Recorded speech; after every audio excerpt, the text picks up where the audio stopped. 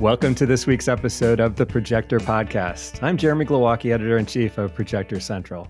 Today, freelance writer and editor Brian Nadel joins us from Westchester, New York to discuss his most recent ProjectorCentral review of the Panasonic PT-VMZ82.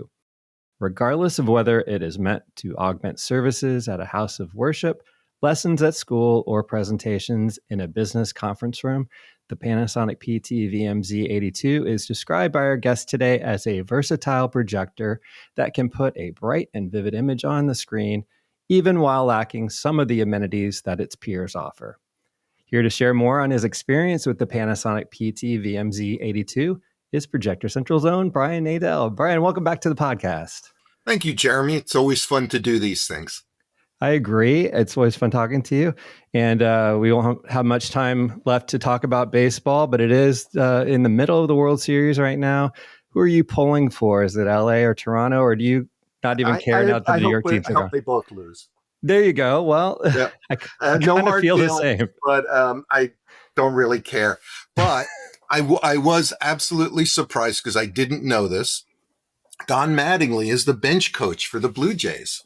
I know, it's kind of snuck up on me too. Mr. Baseball in New York in the 80s and early 90s. Yeah, I started hearing little bits about, well, I hope Mattingly finally gets his World Series, championship or whatever. But I was sort of embarrassed that I had no idea that he was part of that bench. Yeah. Probably the last player to retire with with above a 300 average. Yeah. Ichiro was the last one. He's probably, I can't imagine anybody hitting over 300 for the career. Donnie Baseball is a fellow Hoosier of mine, so I'm proud of him. Evansville, Indiana, native. Good baseball area. I played a pony league game down there under the lights one time when I was my freshman year or something like that. So just remember, 5 months till spring training. There you go. Pitchers and catchers report. It's only around the corner. That's right. Yeah, I'm with you. I have certain players on both teams that I just root against. I won't name names, but they're just certain people I just don't like the looks of after seeing them, do different victory, celebratory things against the Yankees over the last couple of years. And I was flipping around the other night and caught a couple of amazing moments in the game that was tied at the top of the ninth inning. And I said, you know what? I don't care enough about this to stay up to see who wins this tie game. And next morning, I realized that I missed an entire second game because it ended in 18. And, it was, I think that was one of Freddie Freeman's game-winning home runs of the postseason. All right, you named him. He's one of the ones I can't stand. So there you go. Always a Mets killer. He's so good he's great, but he's just so annoying to me. But so I'm avoiding baseball. I'm very much into my Colts just surprising a run in football, and Georgia Bulldogs just hanging on by a thread every game they play. But it's kind of what I'm focused on for the moment. But today we're going to focus on projectors and specifically the Panasonic PT-VMZ82. And you wrote that whether it's for a large conference room, small auditorium, or teeing off on a round of simulated golf, Panasonic's PT-VMZ82 puts nearly 8,000 lumens on screen in a small and light package, but lacks luxuries like 4K emulation and HDR enhancements. It's rated at 8,000 ANSI lumens and costs $5,200. And it matches Epson's PowerLight L890E lumen for lumen and dollar for dollar. But on the other hand, Epson's projector uses pixel shifting to project a super sharp 4K image, while Panasonic is strictly a WXGA screen resolution model. Before we dig into your review and the process and the results, Panasonic, of course, is one of the leading brands in the commercial projector market. But what about this specific projector convinced you it would be worth a closer look? So it's good that you mentioned the L890E because, yes, very similar with one major exception, and that is that the Epson L890E uses interchangeable lenses, so that $5,000 is just the start. You have to pay extra for the lenses. With the Panasonic, exactly the opposite. It comes with a set focal length lens, standard throw that would do probably a 25-foot screen from about 30 feet away. 1.6x zoom, which is very wide for that market. It's a lot of projector for the money, and didn't quite make it to 8,000 lumens. It was 7,700, give or take, for its top brightness. But that's plenty for big conference room, mid-size auditorium, 25-foot screen. Yeah, absolutely. Well, we've got a lot that we can talk about. Let's kind of take it a little slow, step by step here. You unboxed it, initial observations in terms of weight, dimensions, and overall aesthetics. It was, I think it's a small projector. As the world has moved from lamps to LED and laser solid state components, this is a laser projector. They've gotten smaller for two reasons. One is you don't need the extra space for the lamp because the laser illumination components are tiny by comparison. But quite often you can cut out a fan, maybe two, or as some of the competitors do, put in 4 or 5 tiny fans that are very quiet. So this class of projectors has gotten smaller, while either maintaining the brightness level or actually goosing it up a little bit. Yeah, that's something that stood out to me just in terms of the photo, seeing it in your video that we're going to put on the background while we talk. First of all, you had one review, I believe it was the Christie, where you couldn't do the turntable because it was too large. It was like a 60-pounder. Yeah, but this one, but that's a 15,000 lumen projector. Sure. So different class. I'm going to get a bigger turntable. Okay. But the point is that this can, like you said, have a pretty good throw distance in a pretty large room in some of these commercial environments and do a great job. And it's still a very diminutive projector, relatively speaking. So, come a long way with the technology. And absolutely. I mean, I can see this as part of an exhibit in a museum projected on the wall. I can see it, like I said, in a small auditorium, mid-sized church, large conference room, large lecture hall, like a double classroom type thing, or even a cafeteria. Yeah. So startup, shutdown, the time, you talk about that a lot in your reviews because it's an important thing in terms of just operational. It's a proxy for whether you can use it in a shared room. Okay. Its startup time was about 12 seconds. So it's probably okay. You're not going to be waiting around for it to start up and, kill the vibe of the room, which happens with other projectors that take a couple of minutes to get up and going. Yeah. The lasers, some people like to know about the details on that. It's not that important, but for those who are into what types of the high efficiency laser technology it uses and how it works with the LCD panels, that type of thing. You want to touch on that? Right. So this is a 3 LCD design, red, blue, green, separate LCDs. It has, like everyone else, they use a blue laser to start with. It's part of the beam goes straight through to its screen. The rest of the blue beam goes through a phosphor disc, which changes it to yellow light.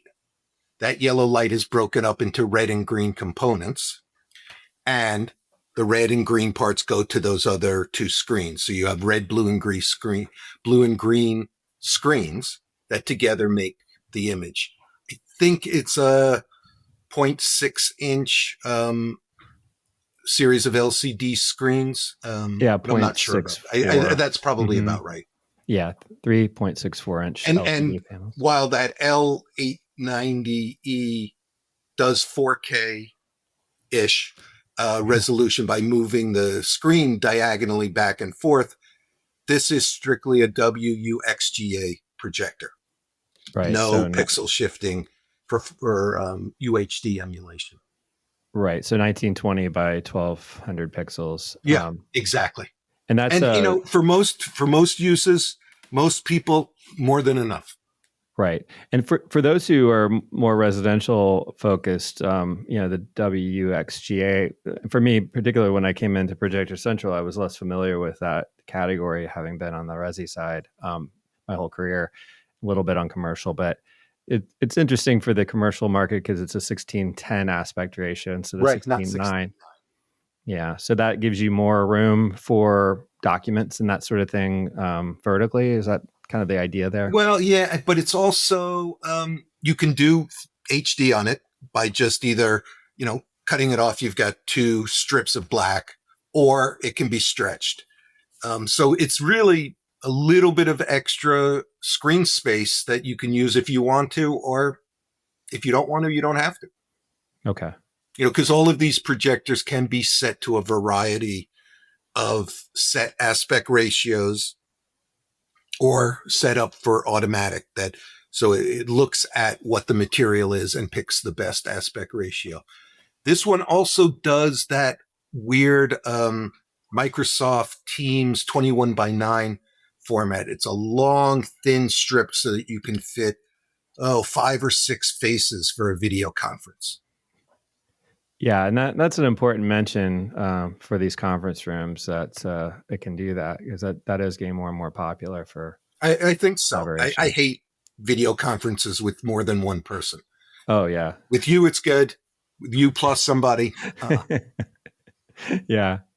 The ones that are robotic camera systems that jump around the room and find the speaker. Those are interesting. I don't know if you've ever experienced that. Are those catching on? I saw one years ago where you had to have a little module in your pocket and it would seek it.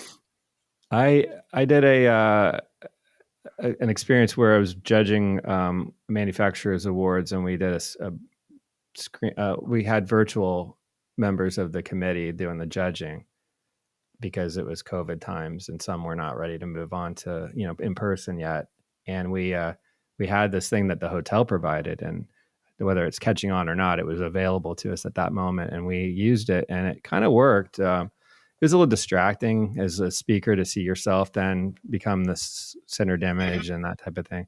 It worked fairly well, but something a little different. Good use of technology. You already mentioned the peak 25-foot image and the 34 to 59 feet throw distance, depending on the zoom. What were you testing in terms of screen size? You have a pretty standard screen size that you work with, and so what were you? I have I use it's an 8-foot diagonal screen. Okay. So for this projector, the projector was overkill for it. Yeah, but it's easy to pull back and look at a portion of the screen of the image on the screen. Yeah. I just don't have a room big enough to do a full big screen. For sure. Now you're mentioning the LCDs, and that does create one particular potential maintenance issue just to keep in mind is the dust filter. This is a dust filter that you can clean though. So okay. I'm not sure I would clean it more than once or twice. Because at that point, it degrades the paper, but it seems like you could probably use that one filter for most of the life of the projector, if not the whole thing. And they're $150, so it's not a terrible expense. That said, DLPs almost always have sealed optical cubes, but many of the larger DLP projectors now either require or have an optional dust filter for them. And while it may be overkill, you can't be too careful with something that's $20,000-$30,000. Yeah, good point. And so you played around with the the filter removal to see how Mm-hmm. that worked. They're easy. Yeah. That's one thing that lasers have also made much simpler is the changing of the dust filters. You don't have to move anything around. There's usually a hatch at the bottom. Pull it out, unscrew the filter, put the new one in. Or some of them, it's actually a module that sits on the outside in one of the corners. Mm. So where the air comes in, there's a filter that sits outside of the physical projector. Okay. Those are the easiest to change. Okay. So do you want to talk about picture modes, color modes? Well, it has the options are? usual, dynamic for presentations, standard, which is like an sRGB equivalent. But this had vivid green, and it's sort of making a virtue out of a problem, because Yeah, one of totally. the big things with laser light sources is they produce a lot of green light. Mm-hmm. And quite often you have to detune it and use less of it than you would normally do to get maximum brightness. This ignores that whole problem and puts green up to 11 so that golf simulators will look like they were just, the grass had just been mowed. Uh-huh. Yeah. That was a really unique feature, and I wondered about that too. It's like, can we just spin this into a positive? But Yeah, it's a big market. I keep hearing about it all the time, and I heard about actually a baseball simulator that uses projectors yesterday, where there's a cyclorama screen that has a hole in it that a machine has gets a ball going like a batting cage at you, and it is supposed to be incredibly realistic. I will try it someday. Yeah, that blows my mind how you can make that all work together with practical. He said the next step was a pickleball simulation. Okay. That's crazy. All right. Well, that one jumped out at me, the vivid green, but also you've got the whiteboard feature. I don't remember hearing much of that, but that's unique. It used to be big on classroom projectors, so you could project onto a whiteboard and write on it with the markers without too much reflection back to the students. Didn't really catch on the same way the settings for projecting onto a painted wall never really caught on, just because they weren't as realistic as a Rec 709 or an sRGB type of image. Okay. And the one you almost always seem to find or are interested in knowing about is that DICOM sim feature, which is for medical scans. Yeah, so they've got that. It's a high contrast format, black and white, and they love it in medical schools, hospitals, nursing programs for looking at x-rays and scans. It is for them, for like a hospital, you would not buy a projector that didn't have it or some way of mimicking it, like with a user defined setting that you would turn the contrast up to like 80% or so. It's such a unique, specific feature that seems to be very important. There must be a lot of projectors still being sold into the medical community. I think so. I have no idea what DICOM sim actually means, to be honest with you. Okay, so for the next podcast, I will research that. Okay, yeah, I could Google it, but then I would be distracted while we talk. So this projector also really stood out as far as efficiency goes. Okay. Per watt, it produced 22.2 lumens. Generally, that number is in the 15-ish range, maybe 20.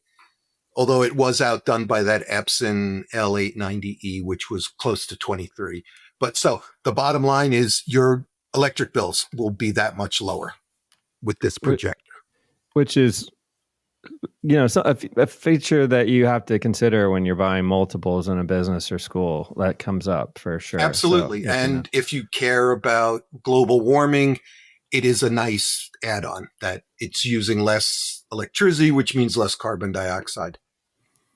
You mentioned the fact that it's is it all manual controls for focus and zoom, that type of thing?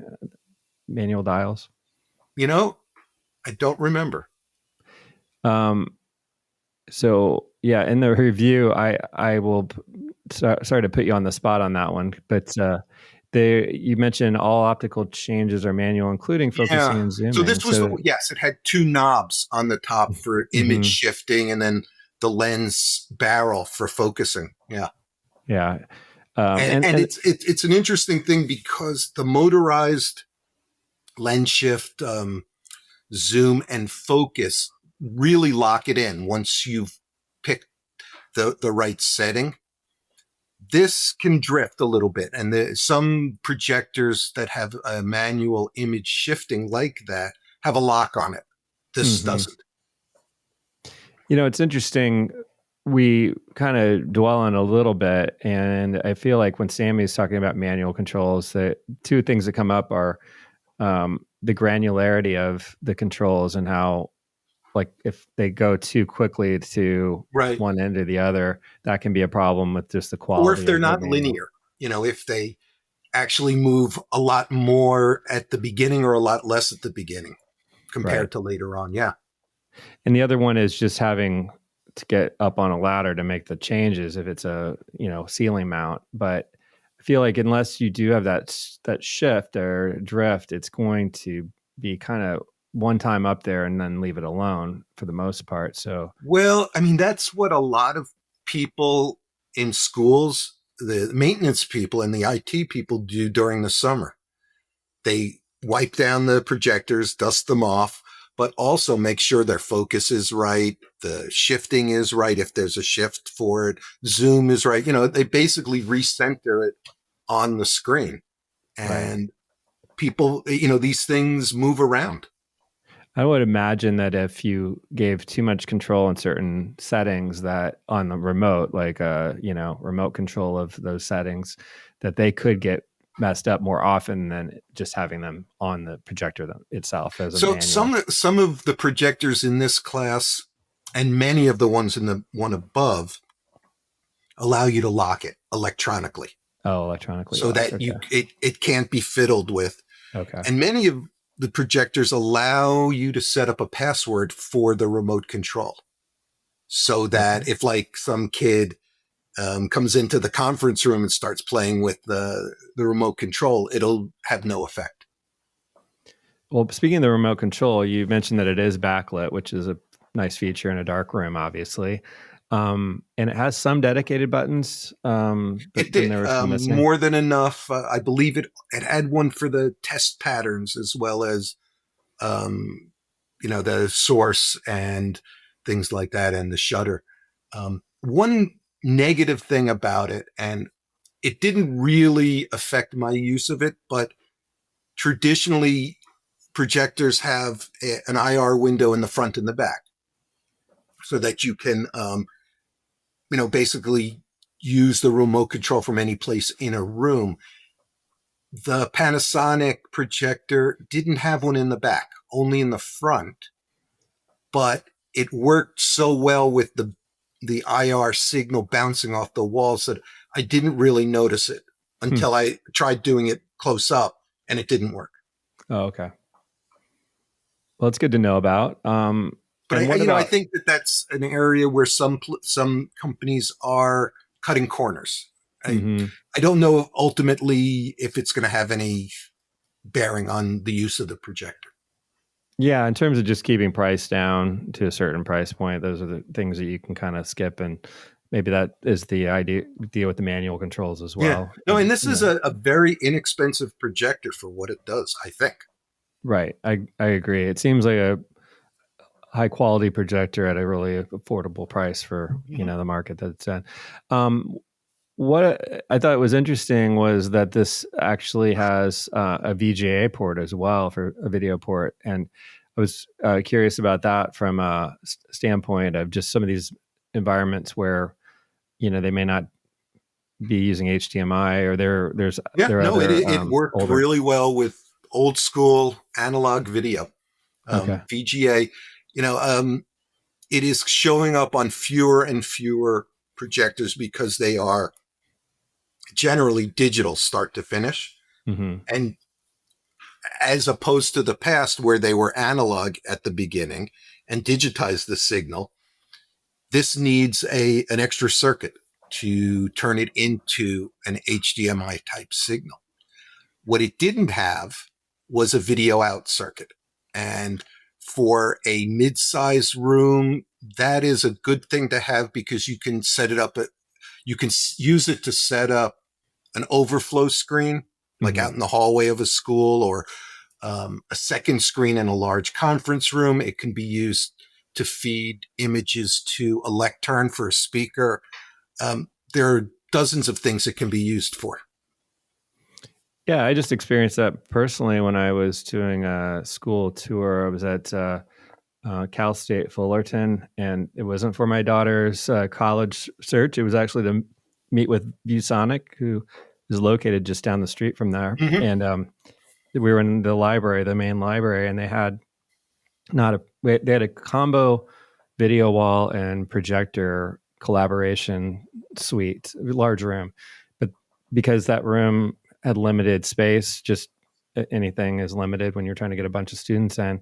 There was an overflow space as well, where they had that same, whether it was the image of the presenter or a combination of what was being presented and the presenter. So for that the overflow room had a large flat screen, or was it another projector? Yeah, that was another video wall, actually. Okay. Like on a cart, like a mobile video wall. Which was part of the reason I was there, because ViewSonic's really focused on that market. So, but they had a nice combination where they had motorized screens that came down on the sides for like little breakout areas with projectors as well. So nice to see the two technologies kind of being used in the same space. I didn't even have a TV in college. I do now. Yeah. Yeah. Well, that's good. Yeah. I'm glad to hear you finally got one. I've entered the 21st century. Yeah. I was just on that edge of, the girlfriend had a word processor, if you can remember those. And I had a really clunky computer that was used. Yeah. When I was at J school, one of the kids there had one of these original K-Pros in like a suitcase with a little CRT screen about like that. Yeah, yeah, you got to see like the rest of us were pounding away on manual typewriters. Well, this was such a weird idea, but it was, so many lines of text you saw on the little digital screen, and then you would just print it out as you went. It would just, it's like, yeah, that's those two sentences are good. Print, and type two more sentences, and they print. It's all you need.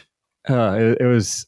I can't imagine. It's the difference of patience that we have now with what we do, like that just seems like excruciatingly slow to me. But if I had to go back to a typewriter, I would lose my job. Oh my God. Me too. Yeah. Yeah. You be pulling pages all the time and redoing it. Cutting and pasting was my thing. Literally. Yeah.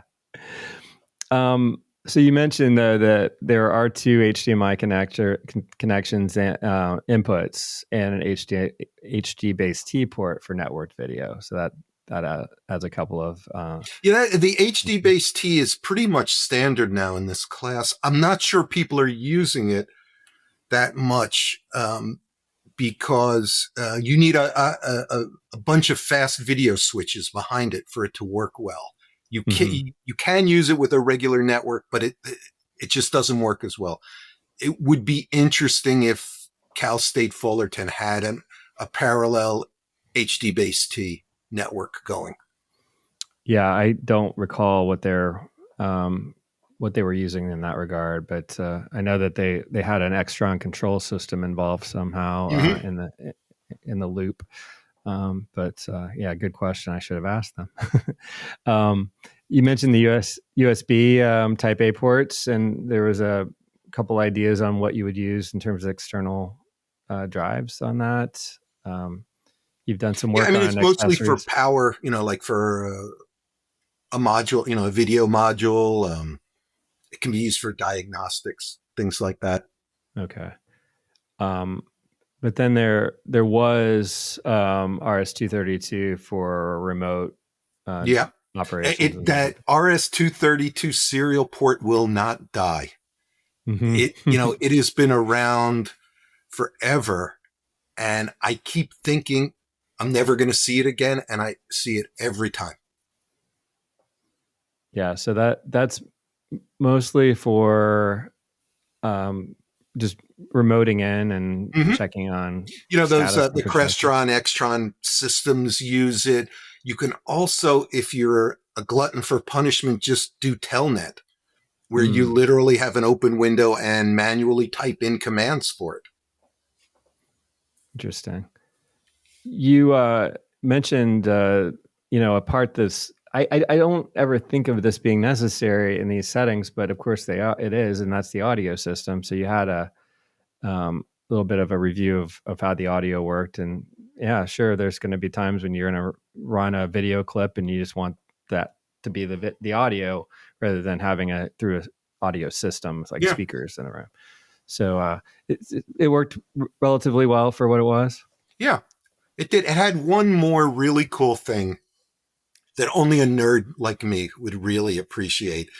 And that is, like other projectors, it had, if you connected it up to a network, you could tap into the user interface.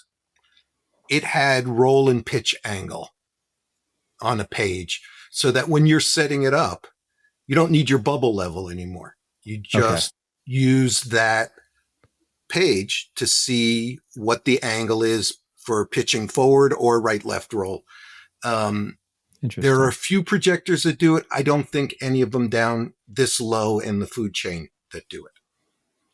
And so that was really reading. It has some sort of an internal It sensor has that's sensors, two accelerometers. okay. It might be That is one cool. chip that just does XYZ, Mm-hmm. but a nice thing. And people who set up projectors often would really appreciate that. Oh wow, that would just be so much easier to fine tune that. Yeah. When you're trying to see it visually is not always the Yeah. easiest. And how many times have you been doing that and the bubble level falls off the projector? Yeah, More sure. times than I want to tell you about. Yeah. The place that it really would help is with the ultra short throws, where if you're not exactly level when you start, it's not going to end well. You can make it work a little bit with horizontal and video and vertical keystone correction, but it's much better to start with a flat level projector. Yeah. Because the throw is so high in the front. Yeah, that's fair. You mentioned that with that status comes also the readings of the intake and exhaust temperatures. Yeah. I think it also has temperatures for the different fans. So it's chock full of sensors. Most people will never look at them, not even care about them. But, if you have a bunch of these in an organization, you're going to care about it. Yeah, maybe you're having some issues and you're not quite sure Yeah. what's going on. You can diagnose it a little bit better. And also that'd as be the different. projector ages, typically the fans blow harder because they have more heat to dissipate because there's a lot of dust and crap that accumulates in it. It's a good diagnostic tool for, getting that 10 to 15 years out of the projector rather than 5 to 6. Because it could be a time, it could be a way to tell you that it's time to clean it out. Very good. I actually had to do that with my computer the other day. It was running hot and making lots of weird whiny noises. So opened it up, took it apart, and blew the fan out and really fixed it. nice. Good that you can do that. Um, I You had know, to it's the order same it. thing with the projectors. Yeah, yeah. I had to order a special kit to take the battery out of my Apple Mac PowerBook, and it was just Did you get it scary. back together? I put it back. I closed up the patient and issued a time of death. No, I chickened out and ended up taking it into a place where when I It finally is had like a couple days really off. hard these days because quite often everything is glued together Yeah. with this disgusting thermal glue. And I've done phones, and I just would rather not do it anymore. If you make a mistake on prying loose the glue, you could puncture the battery and cause Yep. a lot of problems, like a fire. So I got scared of that, and I I turned it over to professional, and I gained probably many years out of that Yeah, no, laptop I for my did. I daughter. changed some batteries on a notebook, and I did it with a bucket of sand next to me Oh, in case it started to heat up. yeah, I didn't that's need it, clever. but I was paranoid at that point. Yeah, I didn't read that hint. That would have been good, but I just decided it wasn't going to work out that day, so I went with another approach. But it did get saved, and it was starting No, to it's experience and having small yeah, fingers, I think, yeah, to I do it. agree. Yeah, it's there's certain things are not good when you're just doing it once, and then many years later maybe doing it again like that. Mhm. That you need repeated experience with that. Plus, there's a And whole bunch of specialty tools. yeah, that's true too. I have some very generic ones for opening up phones, tablets, and notebooks, but I've seen some specialty ones that make it a lot easier, My like battery. the suction cup for pulling the screen off. Oh yeah, I've seen people use that, but I've never used it. I got to use a suction cup to remove a module from an LED wall when I was on that tour I just mentioned, and it was pretty satisfying to see how one of those things pops out of a big LED wall, and then it's got a release suction kind of button on it. And I was standing there holding it, recording a video, and it just lost suction because I was holding it there too long, and it scraped my shin through my pants, and I had to pretend like I wasn't in pain while I was standing there talking to someone. While you were hopping around. Yeah, but I saved it from shattering because it hit my shin. I think that was And this was a video wall made from like 24-inch cubes. yeah, like one of the big guys, Mm-hmm. and so yeah, it was a pretty sizable piece. Still don't understand how they line the cubes up so that the pixels don't look misaligned. I know it's pretty smooth. It all It looks is. really yeah, It's magic, I think. it is. Well, to kind of wrap up today's review, final thoughts on measurements and video performance. Just kind of walk through that a little bit. What you saw. So 7,700 lumens dropping to 5,600 in an sRGB like format. A lot of light for $5,000, $5,200. And it has this, I should have said this earlier when we were talking about the different picture modes. It's called daylight mode. Mm. And it doesn't boost the illumination at all. It's in the 6,000, 7,000 range, but it makes the colors more vivid and rich so that the lights can stay on, the shades can come up for a presentation or a classroom setting. I'm seeing this more and more in projectors, that they've figured out that to get maximum usefulness, you don't necessarily need maximum brightness. You need maximum color saturation. Yeah, I was going to ask, is it contrast or color saturation? But that you answered that. I think it's a combination of the two, but the color saturation and gamma, I think, are the most important parts of it. Okay. But yeah, I like the projector. Good size, lots of output, no problems. Didn't bother me at all using it. We just needed to get you a golf simulator to go with it, and that would have been a perfect demo. Pitch and putt. That's it for me. Miniature golf. There you go.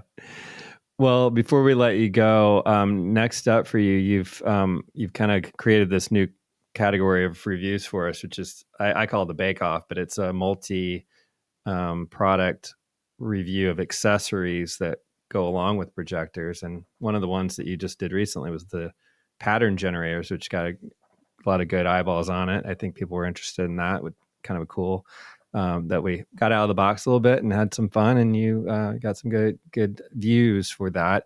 Now, also in the up next in my edit list is your one on wireless microphone. So that's going a little bit further afield from the projector category, but why did it jump out at you as like, let's do this too as an accessory? Well, it started with noticing a while ago that several projectors have microphone inputs as well as audio in. And the difference between the two is the microphone one has a much higher sensitivity, so that you can plug just a general microphone into it directly. For the audio in, you would need a preamp to boost it to the right voltage. So the idea is you can plug these wireless microphones directly into a projector or to a sound system, and then walk around the room without a wire tethering you to the projector or to the sound system, and, work the room, whether it's a Q&A with an audience in an auditorium, a teacher asking questions of students, the president of a company running a roundtable discussion, that sort of thing. They were surprisingly inexpensive and surprisingly good. The sound, there were some of them, the sound was a little on the hollow side, but the sound actually generally was surprisingly good. So it's funny you say plug in the wireless microphone, because it's not really the microphone that's plugging in, but you've got a little receiver module. Yeah. Yeah. You can think of the microphone transmitting wirelessly to a receiver as a cable that you just can't see. Mm-hmm. And these had typically a range from 30 feet to 50 feet, which should be more than enough for most of the rooms that we deal with. Yes. Well, I can see that being a great knowledge piece for the site, and good for definitely those markets you mentioned. I remember seeing my daughter's elementary school classroom. The teachers had these mics that they'd wear around their necks that were kind of like a little microphone speaker combo. Mm-hmm. They were just vocal enhancers because they got hoarse talking, to the kids all day long, and they had fan noise with the projectors and that sort of thing. So to have it integrated into the projector itself, that would be great. Well, thanks for doing that as usual. And that'll be coming up in the next couple of weeks. We'll get that live. So something to look forward to. Brian, thank you so much again for all the work on this review and for chatting with us today. Looking forward to your next one. Yep. And I have my homework assignment. What does DICOM SIM actually mean? There you go. Thanks a lot, Jeremy. Thank you. Brian Nadel is a freelance writer and editor who specializes in technology reporting and reviewing. And you can read his full review of the Panasonic PT-VMZ82, as well as another recent one that we talked about on the podcast, the Christie 4K 1600JS. And of course, much, much more at ProjectorCentral.com. Direct links to his articles are available in our show notes. And that wraps up today's Projector podcast from Projector Central. Please subscribe to this podcast on YouTube, Apple Podcasts, or Spotify. Also, check out all the latest Projector product news and reviews at ProjectorCentral.com, where you can also subscribe to receive links to our latest articles on the day that they are posted. For Brian Nadel, I'm Jeremy Glowacki. Thanks for listening.